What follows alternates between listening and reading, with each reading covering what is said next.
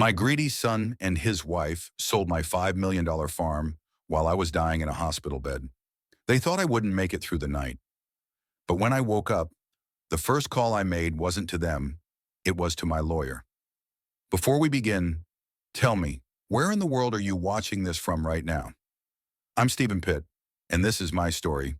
The first thing I remember from that summer wasn't pain, it was the smell. Hospitals all smell the same: bleach, fear, and something metallic that clings to your tongue. The doctor said my heart had given up for almost 2 minutes before they pulled me back. "You're a lucky man," he told me. I didn't feel lucky. My body was a machine I didn't trust anymore. My hands shook when I tried to lift the cup. The nurse said I should rest, that my son Carlos would take care of things at home. Carlos, he had always been ambitious, even when he was small. When I bought him his first pair of boots, he said, "One day this whole place will be mine." Back then it sounded innocent, a boy's dream, the kind a father smiles at. But when ambition grows without roots, it stops sounding like pride. It starts sounding like hunger. The farm, my farm, wasn't just land. It was my whole life. 200 acres of good soil, a herd that knew my voice, barns I built with my own hands. My late wife Eleanor used to say the earth could hear us breathe. "If you love it," she'd whisper, "it'll feed you back." I believed her. For 40 years it did. When I got sick, Carlos and his wife Zoe moved in to help. At least that's what they told the neighbors. Zoe brought expensive perfumes that smelled like city air and money that wasn't theirs. She'd sit in my kitchen scrolling on her phone, wearing heels that didn't belong anywhere near dirt. "You need to let go, Stephen," she said once. "Enjoy your time. Let Carlos handle the business side." The business side. That phrase should have told me everything. Lying in that hospital bed, I noticed how quiet it got whenever Carlos came to visit. No laughter, no stories, just his clipped voice asking about signatures and legal permissions. He'd pat my hand like a nurse, his eyes darting toward the clipboard more than my face. I tried to speak once, ask what he meant, but the words stuck somewhere behind the oxygen tube. He smiled anyway. "Don't worry, Dad. It's all under control," I wanted to believe him. God help me, I did. 2 weeks later, I woke up to find my nurse standing by the window, her expression caught between pity and disbelief. "Mr. Pitt," she said, "I saw your son on the news. They're featuring your property. Some big buyer, real estate group, just closed a deal. 5 million, I think." My mouth went dry. "My farm?" She hesitated. "It said Pitt Ranch. That's yours, isn't it?" I couldn't breathe. The world blurred into the color of rust and betrayal. My heart monitor started screaming, and nurses ran in, voices tangled in static. But through the noise, one sentence kept playing in my head. Zoe's voice, smooth and cruel. "You need to let go, Stephen." They thought I'd die before the ink dried. They thought I wouldn't know. When Carlos came that evening, he wore his cleanest jacket, smiling like a man who'd just won a prize. "Dad," he said softly, "everything's been handled.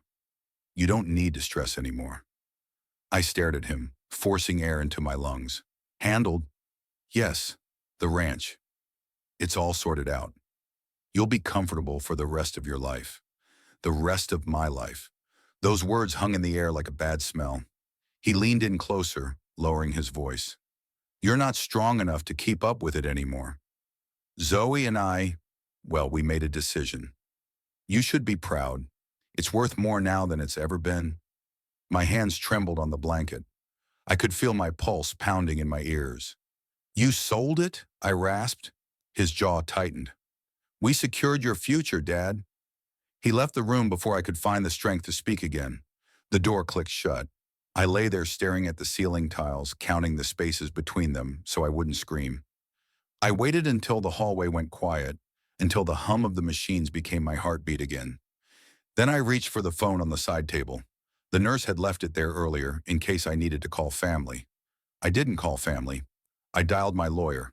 His voice came through after one ring. "Stephen, is that you?" "Yes," I whispered. "I'm not dead yet." "Jesus, you sound terrible. What happened?" My son sold my farm, I said. While I was still breathing, there was a pause on the other end, then a slow exhale. Do you have a copy of the deed? No, I said, but I built every fence post on that land. I remember every line. He sighed. All right, don't do anything rash. I'll start digging. We'll find out who signed what. You rest, Stephen. Let me handle it. I hung up and stared at my hands, old, cracked, shaking from anger more than weakness. My fingers still smelled faintly of soil, the soil I'd worked, the soil they'd sold. That night I couldn't sleep. The machines beeped in rhythm with my thoughts, and the fluorescent lights made shadows look like ghosts climbing the walls. Somewhere between midnight and dawn, I made myself a promise. If they wanted to steal my life's work while I was dying, then I'd teach them what it means to watch everything you built fall apart. Except this time, they'd be the ones standing in the ruins. I closed my eyes, calm for the first time in weeks. The next time I saw Carlos and Zoe, they wouldn't be looking down on me. They'd be looking up. The morning after I called my lawyer, the hospital felt colder. The windows let in that thin light that makes everything look like it's underwater. I watched dust drift in the beam and thought of hay floating in a sunlit barn. A nurse adjusted my IV and told me to save my strength. Strength, as it turns out, is not always in the body. Sometimes it's in the questions you ask. My lawyer called back before breakfast. His name is Whitaker, and he's the kind of man who does not fill silence unless it needs filling. Stephen, he said, I pulled the preliminary recording from the county office. A deed was lodged 2 days ago, transferring title from Pitt Family Holdings to an LLC I've never seen. The instrument number's real. The signatures are interesting. Whose name is on mine? Your, he said, along with a notary stamp from a strip mall shipping store and a physician's letter declaring you medically incapacitated as of last week. That letter carries a name I do not recognize, incapacitated, I repeated, tasting the word. They made me a ghost on paper while I was still breathing. We'll need the full packet, he said. Chain of title, escrow instructions, any side letters. I'm sending my paralegal to the recorder's office and one to the broker. Don't call Carlos. Don't call Zoe. Let them think you're exactly what they wrote down. I hung up and stared at my hands until the shaking stopped. I thought of Eleanor writing grocery lists in her round, careful script, the way she'd add lilies for Sunday at the bottom even when I forgot to bring them home. She used to say, write it true, Stephen. Paper remembers, so does land. A volunteer brought me oatmeal that tasted like wet cardboard and a plastic cup of apple juice. While I pushed the oatmeal around, a junior nurse wheeled in a scanner to check the barcode on my wrist. She was new to the ward, nervous eyes, quick hands. She glanced at the TV on the wall, muted but still flashing images, and frowned. A real estate segment was looping silent footage of a drone flying over my fields. The caption said, record rural sale. She didn't know I was the man beneath the headline. She only said, who sells a place like that? And then she blushed and apologized for talking too much. I told her not to. Talking was oxygen. I needed to hear the sound of a stranger saying what I could not say yet without breaking. By noon, Whitaker had more. We've got copies, he said. There's a power of attorney filed 4 days ago, granting Carlos authority to handle urgent financial matters due to your terminal decline. It's notarized by the same stamp. There's also a letter from a doctor named Layton certifying you lack capacity. One problem, Dr. Layton retired last spring and moved to Florida. The signature is a traced copy from an old hospital pamphlet, forged. It wasn't a question. Stupidly, he said. They used a stamp the Secretary of State already flagged once in a mail fraud case, and your trust documents from 2002 include a clause I doubt they read. I closed my eyes and saw Eleanor under a ceiling fan. The summer we put the trust in place because a banker friend told us families ruin themselves when they leave everything loose. She read every line twice. She made me go back to the lawyer when something felt slippery. We added the clause because she cared more about soil than signatures. Conservation easement, I said, and a right of first refusal to the trust on any transfer, Whitaker replied, plus a seller capacity warranty baked into the sale contract they signed with the LLC. If you lacked capacity, and you didn't, then the buyer doesn't get clear title. If you did have capacity, the forged letter is a felony. They hook themselves either way. The escrow hasn't disbursed all funds yet. I've lodged a demand with the title company and put them on notice that any release risks insuring a fraud. I let out a breath I didn't know I was holding. What about the broker? I spoke to an assistant who thinks she's auditioning for a reality show, he said dryly.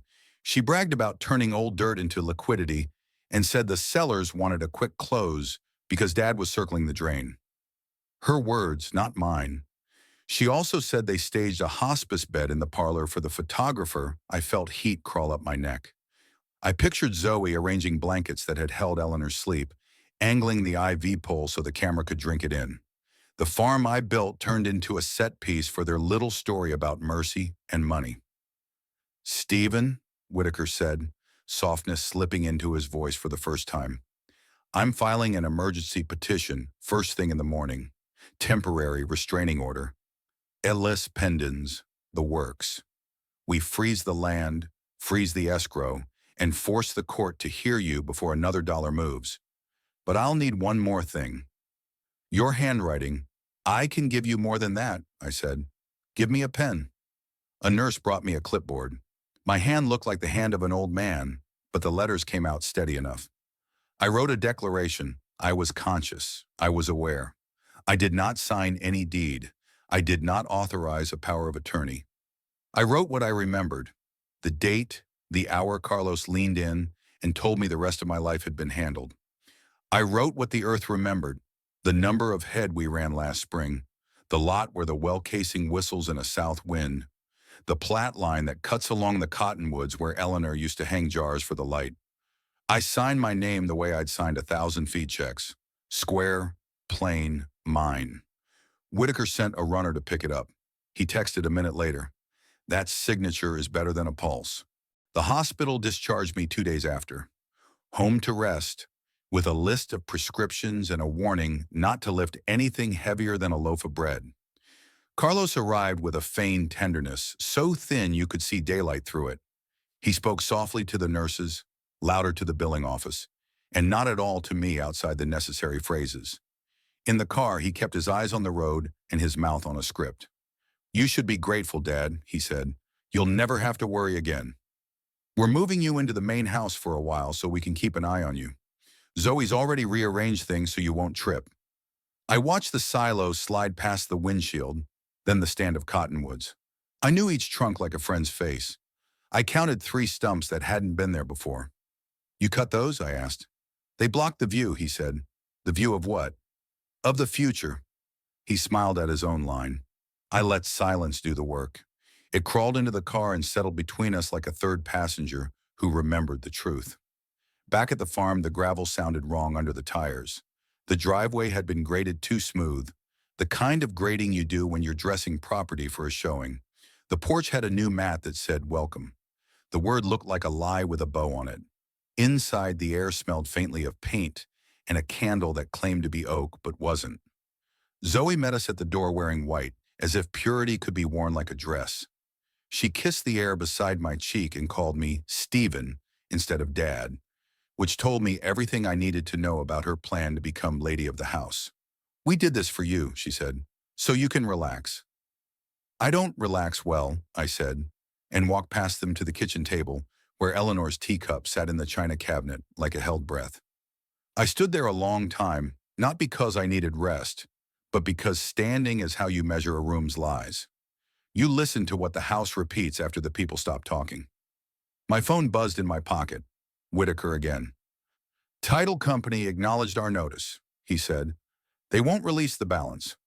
County clerk stamped the Ellis pendens. We've got a hearing at 9 in the morning. Be there if you can stand. If you can't stand, we'll wheel you in. Either way, I want the judge to see you breathe." I put the phone down and picked up Eleanor's cup. It was light as ever, fine-boned and stubborn. I drank water from it like it was sacrament and looked out the window at the edge of the south field where the ground dips and the irrigation ticks in a rhythm only a farmer hears. That night, I couldn't sleep in the room Zoe had made for me. The bed was too new, the sheets too slick, the air too perfumed. I walked the hallway until my legs went rubber and stopped in front of the office. The door stuck from fresh paint. Inside, the desk drawers had been rearranged with the confidence of thieves who think no one will check behind them. The safe was gone. The rug covered the scuff marks where they dragged it out. But thieves miss the things that aren't shiny. Behind the framed photo of Carlos at 16, cheeks sunburned from a branding day he swore he'd never forget, I found a thumb drive taped to the backing board. Label in Zoe's hand. Marketing. I pocketed it and listened to the house breathe.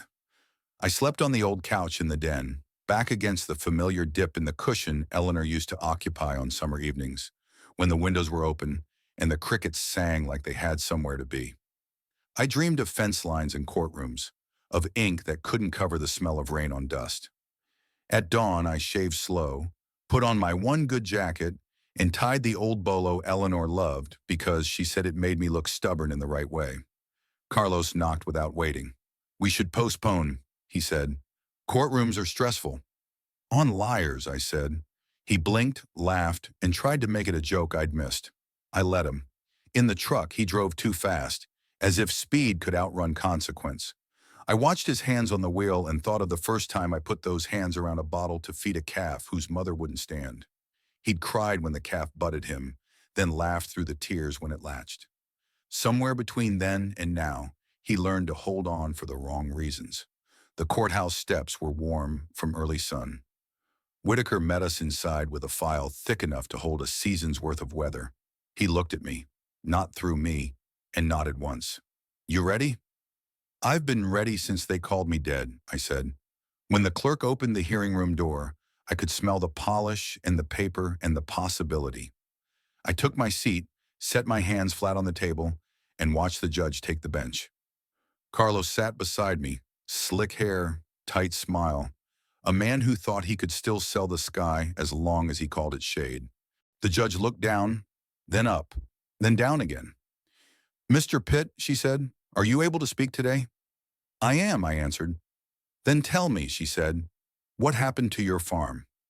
I drew a breath that tasted like dust and rain, like beginning and ending, and opened my mouth. The judge's question hung in the air like dust after a dry windstorm. What happened to my farm? Everything. I told her what I knew in the voice of a man who had dug more holes in the earth than he had raised in court. I told her how I built that place with my wife's hands beside mine, how I had raised my son among calves and corn and the sound of rain on tin, and how that same son, along with his wife, had sold it all while I lay in a bed hooked to tubes, half dead but not gone. When I finished, the courtroom went quiet enough to hear the clock tick. My lawyer stood, the file thick with copies of everything they'd forged, the fake medical letter, the falsified power of attorney, the emails between Zoe and the broker about pushing this deal before he goes cold. Whitaker didn't use big words. He didn't have to. He just walked the judge through each signature like he was leading a tour of a graveyard. Carlos stared straight ahead, pretending to listen. Zoe sat next to him, a little too still, eyes flat and dry. They didn't look at me once. When Whitaker held up the forged doctor's letter, she shifted her leg under the table. It was small, but it was enough. I'd seen cattle flinch like that before. When they know the gate's about to shut, the judge ordered the sale frozen until a full hearing could be held. The buyer's lawyer, suddenly nervous, said they'd cooperate. That was the first crack, the first sound of something breaking back in my favor. Afterward, outside on the courthouse steps, the reporters were waiting. Rural property disputes don't usually make headlines, but $5 million does. One of them shoved a mic near me. "Mr. Pitt, what do you plan to do if you win?" I said, "I'm not trying to win. I'm just trying to get back what's mine." Then I walked away. Back home, the air felt heavier. Zoe met me at the door, voice syrupy. "How did it go?" "Ask your husband," I said. She stepped closer, whispering, "You're old, Stephen. Don't waste what's left of your breath fighting us. You'll lose, and everyone will think you've gone senile." I looked at her for a long time. "You think I built this place by losing?" I asked. She smiled, a slow, condescending curl of her mouth, and went upstairs. Whitaker called that evening. "The judge's injunction gives us leverage," he said. "We'll need more proof they knew what they were doing." "Anything physical, digital, emails, recordings?" Find something. That night, I walked the house the way I used to check fences after a storm. Every room told me something about them. The guest room smelled like perfume and entitlement. My office smelled like fresh paint. Zoe's attempt to hide fingerprints, maybe. In the kitchen, I found the first real clue, a half-torn envelope in the trash, addressed to Zoe from a realtor. Inside, a printed line caught my eye. Congratulations on your successful sale. Commission transferred to your account, ending in 2093. I folded the letter and slid it into my jacket. The next morning, when Carlos came down for coffee, I set it on the table between us. You forgot your congratulations, I said. He froze, his spoon midair. What's this? You tell me. His jaw twitched. You shouldn't go through people's mail. It was in my trash, I said. In my house. He started to speak, then stopped. I could almost hear the gears grinding in his head, searching for the right lie. Zoe walked in, caught the scene, and laughed softly. You really think that changes anything? The deal's done. Not yet, I said. Court froze it. Their smiles faltered. Zoe's eyes darted to Carlos. That's temporary, she said. We'll fix it. Carlos pushed his chair back. Dad, maybe you should rest. Stress isn't good for you. He said it kindly, but the tone carried the same threat I'd heard the night they unplugged the ventilator in Alan's story. The same quiet malice of someone who thinks he's smarter than blood. I waited until he left the room. Then I called Whitaker. Found proof of payment, I said. Zoe got the commission. Not the broker, he whistled softly. Kickback, he said. That's wire fraud. Beautiful. I spent the rest of the day outside, walking the perimeter of the land they thought they owned. The fields were bare after harvest, nothing but stubble and low wind. But I could still hear Eleanor's voice in the back of my head. Land doesn't forget who tended it. That evening, Whitaker drove out to the farm himself. He brought 2 envelopes. One held the buyer's formal withdrawal from the deal. They wanted no part of the scandal. The other held a subpoena for Zoe's bank records. He handed me the papers like a man handing over a weapon. We just turned this into a criminal case, he said. Inside the house, I could hear laughter upstairs. Carlos and Zoe, trying to keep their world normal while it cracked under their feet. I looked out across the fields one more time. The sunset caught the pond just right, turning the water into a sheet of gold. It was the same pond where Carlos had learned to fish as a boy. I wondered if he remembered that. I'm not after blood, I told Whitaker. I just want them to understand what it feels like to lose everything you thought you owned. He nodded. They will. And as the light faded, I realized this wasn't about money anymore. It was about something far older, a father's name, a family's land. The simple idea that you can't steal what still remembers your hands. The hearing was set for the following week. I would walk into that courtroom, not as a dying man, but as the ghost they created, coming back to take what was his. By the following week, the house had grown too quiet. Quiet in the way only guilt can make it. Carlos and Zoe still moved through it like owners, but they spoke in whispers now, as if afraid the walls might testify. Every drawer they opened, every door they shut carried a kind of hesitation. The morning of the second hearing, I woke before dawn. The sky over the fields was the color of ash, and the fog lay thick across the pond. I made coffee myself, black, bitter, honest. Zoe came into the kitchen wearing silk, the kind that doesn't belong in a farmhouse. She didn't look surprised to see me up. Still fighting, Stephen? She asked, stirring her cup, though there was nothing in it. I've never known another way, I said.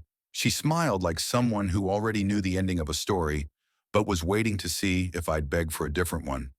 You'll lose, she said softly. Even if the court gives you the land back, the money's gone. The world moves on. You can't win against time. I set my cup down and met her eyes. Time's all I ever had to beat. That shut her up for a while. Whitaker picked me up at 8. The drive into town was long, the fields flashing by like ghosts of seasons past. The courthouse was packed this time. Reporters, farmers, neighbors who'd once shaken my son's hand at harvest dinners. People love a scandal, but they love justice even more when it's personal. Inside, Whitaker laid out everything we'd found. The bank transfers, the commission Zoe took from the broker, the emails scheduling photography for hospice sale. Each line was a nail in the coffin of their story. When Zoe's name came up, she went pale. Carlos tried to keep his composure, but sweat rolled down his temple. Then Whitaker brought out the thumb drive I'd found behind Carlos's photo. He'd cracked it open with a data firm. It held voice notes Zoe recorded, probably for some real estate vlog she was planning. In one clip, her voice floated through the speakers, casual and cruel. "The old man's half dead. By the time he realizes what's happening, we'll have the check cleared. It's not theft if the man can't count, right?" The courtroom went silent. Even the air conditioner stopped humming. Carlos stood up, voice trembling. "That's taken out of context." Whitaker looked at the judge. "Would the court like the full recording?" The judge nodded once. The full recording played, filling the room with laughter. Carlos's, faint but unmistakable. When it ended, the judge leaned forward. "Mr. Pitt," she said to Carlos, "do you deny that's your voice?"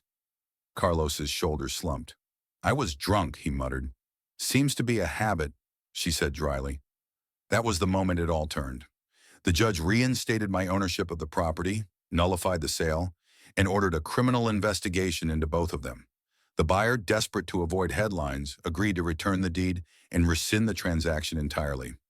Outside, the reporters swarmed again. Carlos tried to push past them, head down, Zoe trailing behind him with her sunglasses, hiding what was left of her pride. Whitaker and I stayed back. He put a hand on my shoulder. "We've got the land back," he said. "They'll never touch it again. But winning doesn't feel the way you think it will. It doesn't come with celebration. It comes with quiet." I drove home that night alone, the sky wide open above me, stars sharp as pins. When I pulled into the drive, the porch light was still on, though no one had turned it on for me in months. Inside, the room smelled of dust and old paint. Their things were gone. Clothes, perfume, the false shine they'd brought into my home. I walked from room to room, turning on every light, not because I needed them, but because I wanted the house to know it could breathe again. In my office, I found a box they'd missed. It was the box that held Eleanor's letters, the ones she wrote me during our first years on the farm. I sat down at the desk and read one. Her handwriting leaned to the right, just like her smile.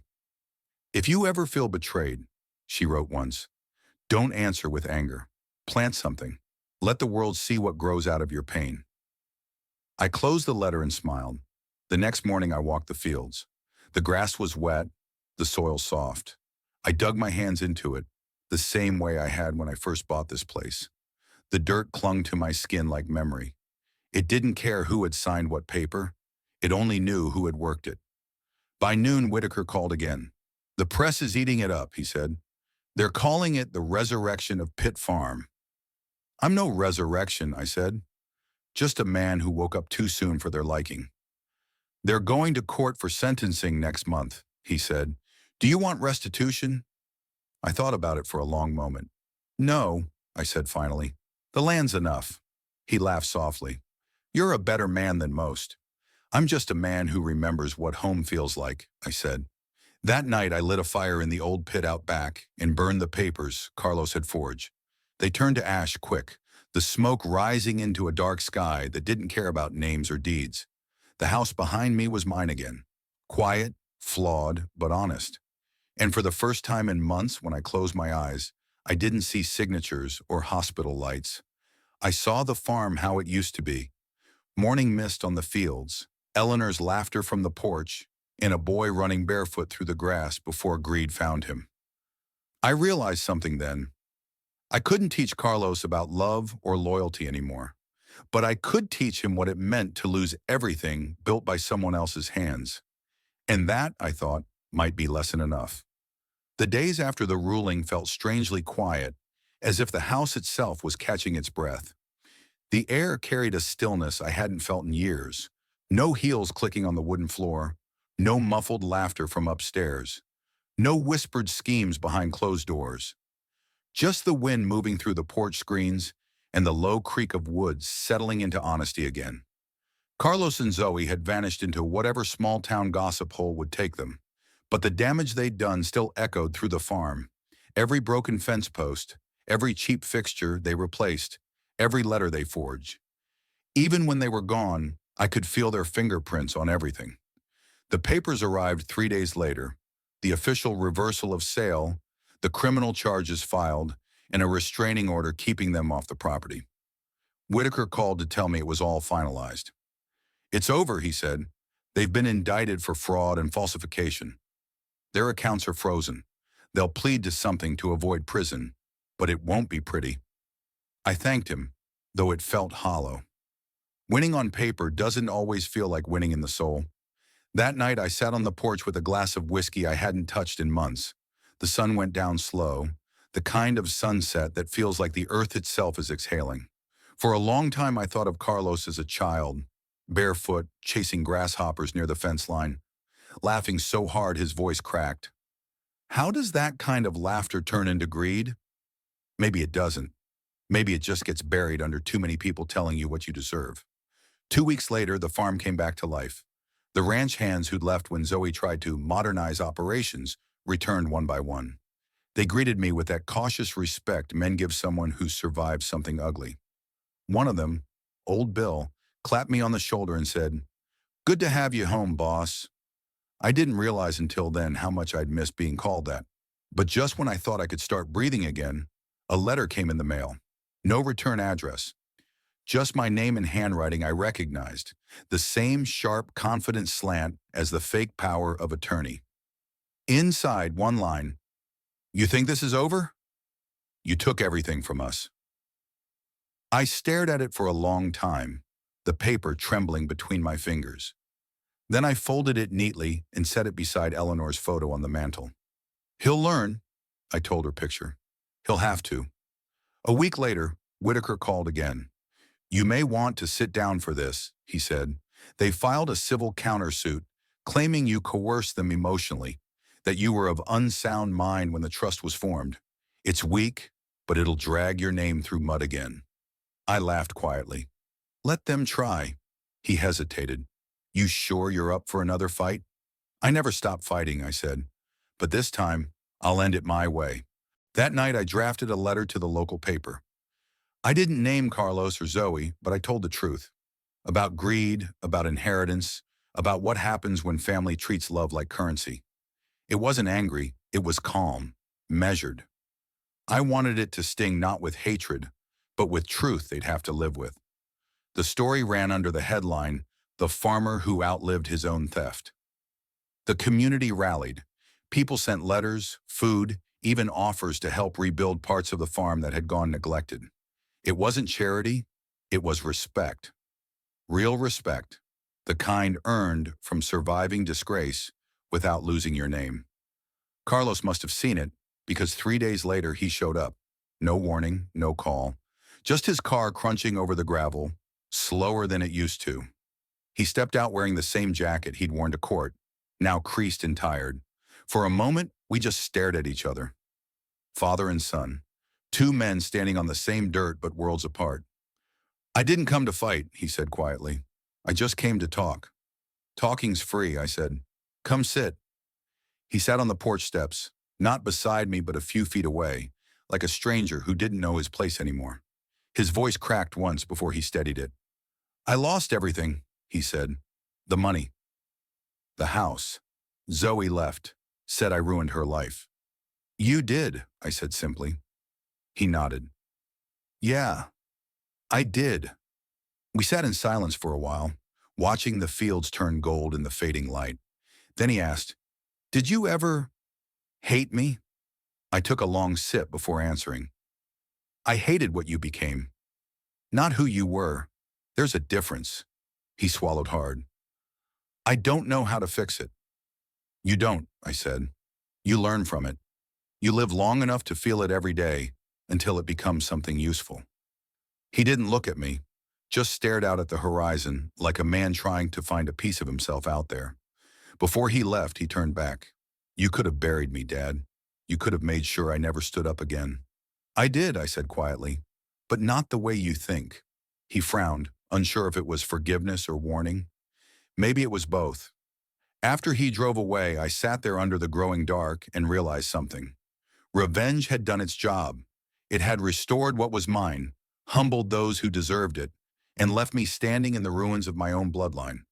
But it hadn't healed anything. And maybe it wasn't supposed to.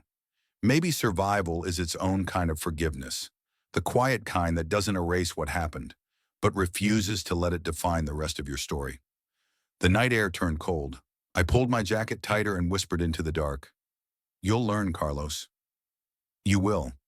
Then I looked out over the land, my land, and saw the porch light flicker, steady, then burn bright again. It felt like Eleanor had turned it on herself. The morning after Carlos came, the air felt different, heavier but not hostile. The storm had passed, yet the silence it left behind carried its own kind of weight. I sat at the kitchen table, the same one where Zoe had once rehearsed her charm and Carlos had plotted his inheritance, and realized how small people look once greed drains out of them. Whitaker called early. "You did the right thing letting him walk away," he said. "Sometimes the punishment isn't prison, it's living with what you've done." "He's got a lifetime for that," I said. "But I'm not finished yet." There was a pause on the line. "What do you mean?" "I'm not looking for revenge anymore," I said. "I'm rebuilding." The farm was quiet that day, the wind brushing through the stalks like old memories. I walked out to the barn, half empty, half forgotten. Dust clung to the rafters, and sunlight leaked through the cracks like gold bleeding through wood. My hands knew the rhythm of the place even before my mind caught up. I rolled up my sleeves and began to work. For weeks, I repaired what they'd broken: gates, fences, dignity. I replaced every sign of them with something that had my touch again. The neighbors stopped by to help. They brought tools, meals, and conversation. The land started breathing again, like it was forgiving me for letting strangers claim it in my name. But forgiveness isn't a straight road. It bends, it bites. One afternoon, while fixing a post near the south field, I found an old toy half buried in the dirt, a wooden horse chipped and faded. Carlos had carved it when he was 9. The summer Eleanor taught him patience by having him whittle one piece a day. I wiped the dirt off and ran my thumb over the rough edge. For a moment, I wasn't angry anymore. I was just tired. That night, I couldn't sleep. The rain started around midnight, light at first, then harder. I opened the window and let the air in. It smelled like the earth I knew, wet, forgiving, eternal. I thought of Eleanor again. "Plant something when you're hurt," she'd said in one of her letters. So I decided I would. The next morning, I called Whitaker. "I'm adding a clause to the trust," I said. "All right," he replied cautiously. "What kind?" "I'm giving half of the farm to the local orphanage for agricultural programs," I said. "The rest will stay in the family, but it can't be sold." "Not ever. It'll pass to whoever works the land, not whoever claims it." He paused, then said softly, "You're rewriting your legacy." "Maybe," I said. "Or maybe I'm just cleaning up the mess I allowed to grow." That afternoon, while signing the new papers, I caught sight of myself in the reflection of the window. Older, yes. Wiser, maybe. But mostly lighter. Carlos called a few days later. I could tell from his voice that he hadn't expected me to answer. "Dad," he said quietly, "I heard about what you did with the farm." "I thought you might," I said. "I wanted to say—" His voice broke slightly. "I'm sorry for everything I didn't answer right away. Sorry is a word too easy for people who've never had to pay for what they destroyed. But this time, I heard something in his voice that wasn't performance. It was weariness. Shame, maybe. The kind of shame that doesn't ask for forgiveness, but knows it'll never outrun itself." "Carlos," I said finally, "you know what your mother used to say? She said land doesn't belong to us. It just lets us take care of it for a while. You sold something that wasn't even mine to sell. It was borrowed from the future." "I know," he whispered. "I'll spend the rest of my life trying to fix what I did." "Then start by fixing yourself," I said. "The rest will follow." We didn't say goodbye. We just let silence fill the space between us until the line went dead. The following week, I went into town to finalize the trust papers. When I came back, a package sat on my porch. No note, no address. Inside was that same wooden horse, cleaned, polished, its tail reattached with glue. On the bottom, burned into the wood, was a single word: "Sorry." I didn't cry, but something inside me eased. Maybe forgiveness doesn't arrive like thunder or confession. Maybe it comes like that, a small, repaired thing left quietly on your doorstep. That evening, I walked out to the field and planted a new oak sapling right beside the pond. I didn't mark it with a plaque or a story. I just watered it, stepped back, and whispered, "Grow." As the sun set, the wind caught the branches of the older trees, and for a moment, they sounded like applause. The farm felt alive again, not just in soil and grass, but in spirit. For the first time since all this began, I wasn't thinking about loss or revenge or betrayal. I was thinking about time, and how, in the end, it gives you one mercy no person can take away: the chance to plant again.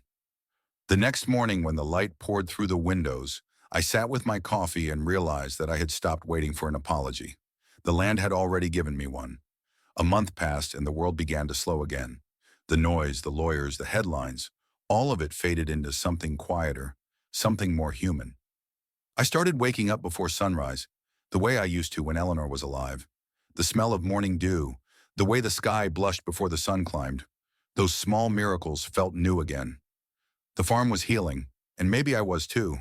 But healing, I learned, doesn't erase the past. It just teaches you to live with it. Some mornings I still found myself staring at the phone, half expecting Carlos to call again. He didn't. The silence between us stretched, but this time it wasn't hateful. It was necessary. Sometimes a man needs to face his own ruin before he can start rebuilding. One morning as I walked along the eastern fence line, I noticed tire tracks in the mud. Fresh ones. They led to the back of the property, near the old cattle shed. I followed them slowly, my boots sinking into the damp earth. When I turned the corner, I saw Carlos standing there, hands in his pockets, hair longer, eyes tired. "I didn't want to bother you," he said quietly. "I just wanted to see it one last time." The words hit me harder than I expected. One last time. "You didn't need to sneak in," I said. "This land's not locked to you. Just lost for a while." He nodded, his eyes glancing across the open fields. "It looks different," he said softly. "Better." "It's honest again," I replied. He looked down, kicking at the dirt. "I know I don't deserve your time, but I wanted to tell you something. After Zoe left, I sold everything. Her jewelry, the car, even the condo. Paid back some of the legal fees. I've been working construction. It's not much, but it's something. Feels good to earn an honest day again." There was no pride in his voice, just humility, the kind that life beats into you when you've run out of excuses. "You came a long way from silk suits," I said. He smiled faintly. "And you came a long way from dying." We both laughed at that, quietly but genuinely. It was the first time laughter didn't sting. He reached into his pocket and pulled out a folded piece of paper. "I don't expect you to read it now, but it's everything. An apology. The truth. Maybe one day you'll burn it, but at least I said it." I took it from him but didn't open it. "You wrote it," I said. "That's enough." He turned to leave, then stopped. "You know," he said, "Zoe told me I'd regret nothing. She was wrong. I regret everything." "Good," I said.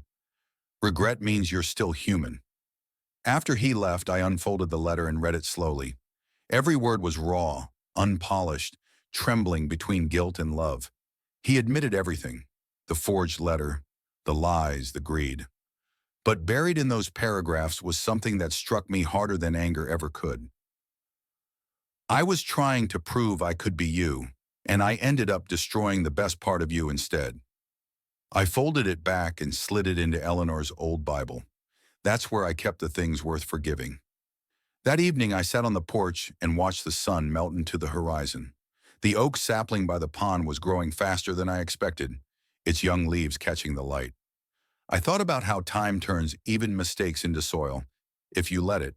The next few days were filled with small, good things. The workers brought in new calves. One of them was born with a mark shaped like a heart on its flank. A neighbor's kid came by to help with the irrigation and asked if he could learn to ride. I taught him the same way I'd taught Carlos: hand on the reins, patience in the breath, trust in the ground. At night, when I walked back to the house, the stars were brighter than I remembered. Maybe they'd always been that way, and I just hadn't looked up for too long. Then one evening, the phone rang. It was Whitaker again. "Stephen," he said, "you won't believe this. The orphanage accepted your proposal. They're naming the program after Eleanor. The Eleanor Pitt Agricultural Scholarship. You did it, old friend. I didn't speak right away. My throat tightened. She'd like that, I whispered. She always wanted this place to raise more than crops. Whitaker chuckled. You've turned your pain into something that'll outlive you? That's rarer than any victory in court. After we hung up, I sat alone in the kitchen, the moonlight spilling across the table, and I felt something I hadn't felt in a long time. Peace.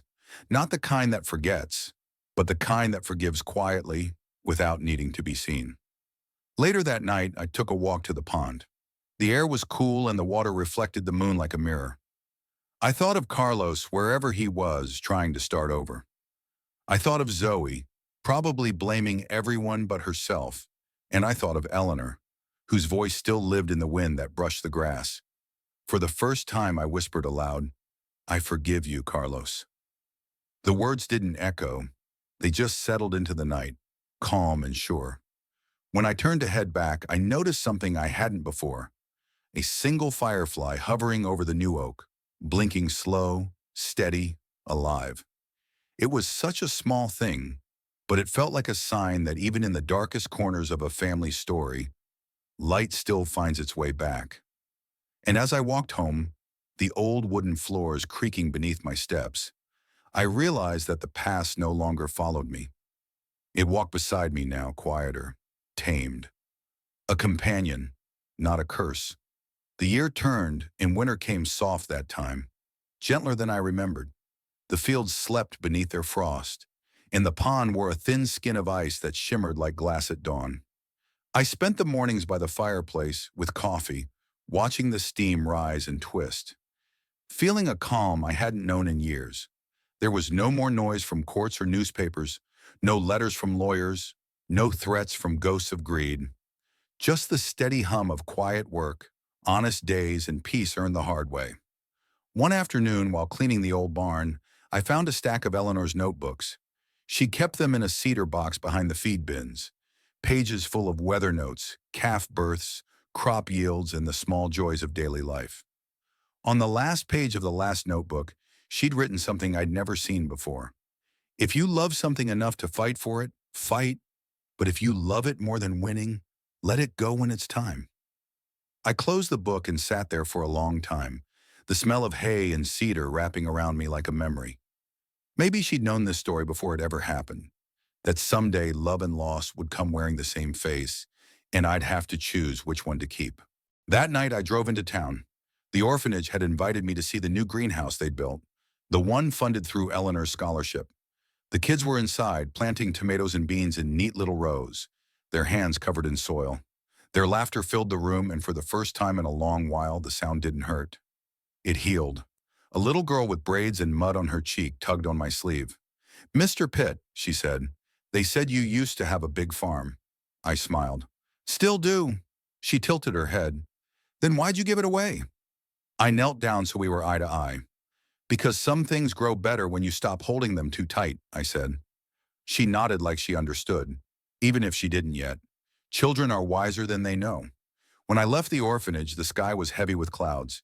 It started snowing halfway home. I pulled over on the ridge above my land and watched the flakes fall across the fields. Everything was white still, and pure again. Like a blank page waiting for a story that didn't have to hurt anymore. When I got back, a small pickup truck was parked near the porch. Carlos sat inside, engine off, hands on the wheel. I stood there for a moment before walking over. He rolled the window down. I didn't think you'd mind me stopping by, he said quietly. I don't, I replied. He hesitated. I wanted to show you something. He handed me a crumpled envelope. Inside were photos, him on a construction site, smiling, a small apartment with nothing fancy but clean walls, a handwritten note from his foreman praising his work ethic. I'm starting over, he said. I won't ask for anything, not even forgiveness. Just wanted you to know I'm trying. I looked at the pictures, then at him. His face was leaner, older, but his eyes had that spark again, the one he had as a boy chasing grasshoppers in the fields. You don't need to ask for forgiveness, I said. You earned it when you started rebuilding. He nodded, gripping the wheel tighter. I don't deserve your kindness. Maybe not, I said. But neither of us deserved the pain we caused. So let's call it even. For a moment, he looked like he wanted to say more, but instead he just smiled, a small, grateful thing, and drove away down the gravel road that used to lead to ruin and now led somewhere better. I stood there a long time watching the truck disappear into the snow. The sound of the tires faded until all I could hear was the whisper of the wind through the trees. Later that night, I sat by the fire again. The house creaked softly, alive and warm. The new oak by the pond would be sleeping under snow, its roots holding fast in the soil. Time would keep moving, slow and steady, smoothing the rough edges of everything we'd broken. I reached for Eleanor's photo on the mantel, tracing her smile with my thumb. "We made it, love," I whispered. "The land's ours again." He's learning. You were right. It all comes back, one way or another. Outside, the wind shifted, carrying the faintest sound, a branch brushing the window, or maybe just the echo of her voice. Either way, it felt like peace. I leaned back in the chair, let the fire crackle, and watched the light dance on the walls. For the first time in years, I wasn't waiting for anything. No verdict, no apology, no reckoning. Just the quiet hum of a home finally right again. And as the snow thickened outside, I closed my eyes and smiled. Because sometimes justice doesn't come from the law, or revenge, or even forgiveness. Sometimes it comes from the simple truth that you're still standing, still breathing, on the land that remembers who you really are.